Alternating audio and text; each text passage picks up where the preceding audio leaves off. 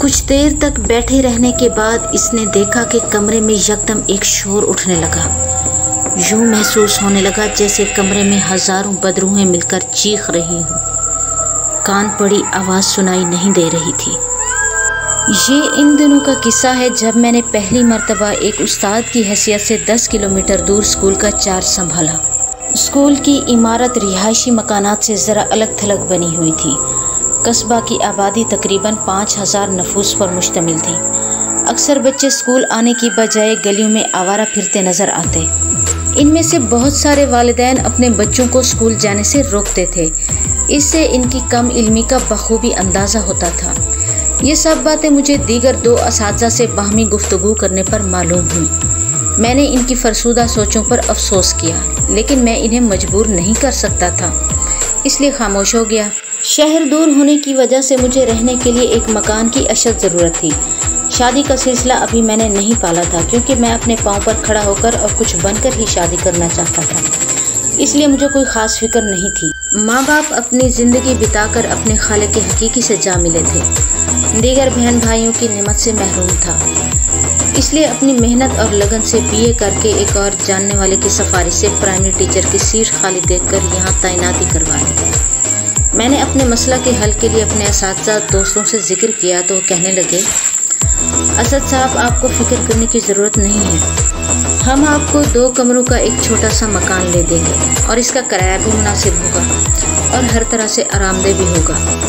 मेरे इस्तफसार पर उन्होंने बताया कि यहीं कस्बे में एक बेवा जिसका शौहर सांप के काटने से हलाक हो गया था, उसने अपने मकान को, जो कि 4 कमरों पर मुश्तमिल था, इसमें एक दीवार खड़ी करके उसे 2 हिस्सों में कर लिया और एक हिस्सा किराए पर उठाया, जो कि अब खाली पड़ा है। लिहाजा हमारा मशवरा मानो तो मकान तुम्हारे लिए बेहतर रहेगा।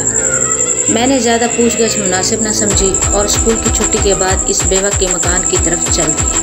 कच्ची पक्की गलियों में चलते हुए हम थोड़ी देर में बेवा के मकान पर पहुंच गए। मकान एक ऊंचे चबूतरे पर बना हुआ था। इसके 2 दरवाजे थे।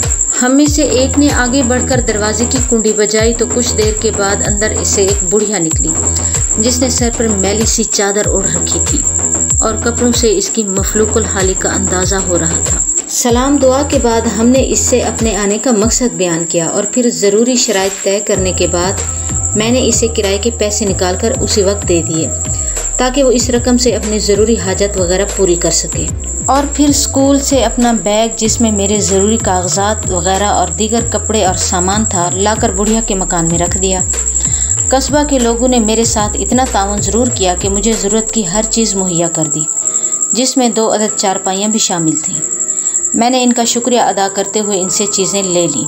मैंने इनकार करना मुनासिब ना समझा, क्योंकि मुझे तो खुद इनकी अशद ज़रूरत थी। रोज़ो शब इसी तरह गुजरने लगे। घर से स्कूल और स्कूल से घर आना जाना मामूल बन गया। गर्मी का मौसम गुजरा तो सर्दी अपने पर फैलाए नमूदार हुई। दिन भर चमकीली धूप हर सू फैली सर्दी की लपेट को कम करने की भरपूर कोशिश करती, मगर नाकाम रहती। सर्दी दिन ब दिन ज़ोर पकड़ती जा रही थी।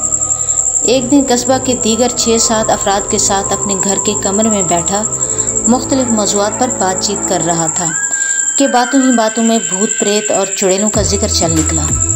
मैं दरअसल शुरू ही से निडर और लाउबाली वाक़या हुआ था और सिरे से ही भूत प्रेत और जिन साया वगैरह को तस्लीम ना करता था, मगर मुझे हैरत इस बात पर थी कि मेरे साथ पढ़ाने वाले मेरे दूसरे दोनों असातिज़ा भी इस बात पर जोर दे रहे थे कि उन्होंने भूत प्रेत को न सिर्फ देखा है बल्कि इनकी कारिस्तानियाँ भी देखी हैं।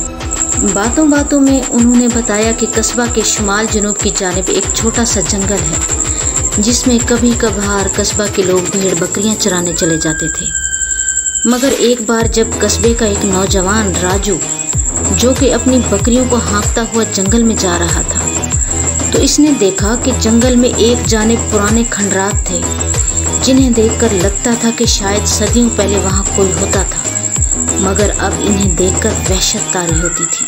वो आहिस्ता आहिस्ता चलता हुआ जैसे ही इनके नज़दीक पहुँचा, इसके एक टूटे हुए कमरे से एक अजीबुल खलकत आदमी, जिसके बाल सरकंडों की तरह खड़े थे, इनका रंग नारंगी था, इसने एक लंबा सा चोगा ज़ेब तन किया हुआ था और इसकी उंगलियों के बड़े बड़े नाखून जो आगे से मुड़े हुए थे, एक अजीब सी आवाज़ निकालता हुआ इसकी जानिब लपका, मगर इस पर नज़र पड़ते ही वो नौजवान अपनी भेड़ बकरियां वहीं छोड़कर सरपट भागा और सीधा घर आकर सांस लिया और मुख्तसर तौर पर अपने घर वालों को इस अजीबो गरीब बला के मुतालिक बता दिया। बाद में 3 रोज़ तक बुखार में मुब्तला रहने के बाद इसका इंतकाल हो गया। फिर किसी की हिम्मत ना हुई कि दोबारा जंगल का रुख करता।